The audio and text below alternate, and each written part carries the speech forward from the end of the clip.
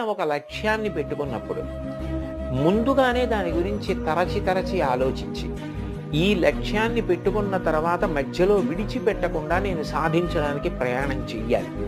ఎందుకనంటే ఒక లక్ష్యాన్ని పెట్టుకుని మీరు బయలుదేరారనుకోండి, మిమ్మల్ని పొగిడేవాళ్ళు, మీ వెనక నిలబడేవాళ్ళు, మిమ్మల్ని సమర్థించే వాళ్ళు ఎలా ఉంటారో, రాళ్ళేసేవాళ్ళు, దాని గురించి ఏమీ తెలియకపోయినా ఏవేవో మాట్లాడేవాళ్ళు కూడా ఉంటారు.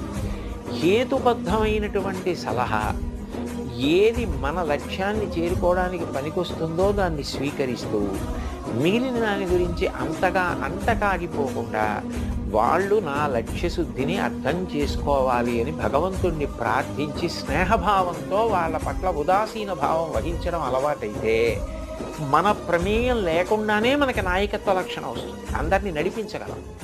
లేకపోతే ఏమవుతుందంటేనండి, ముందు పొగిడితే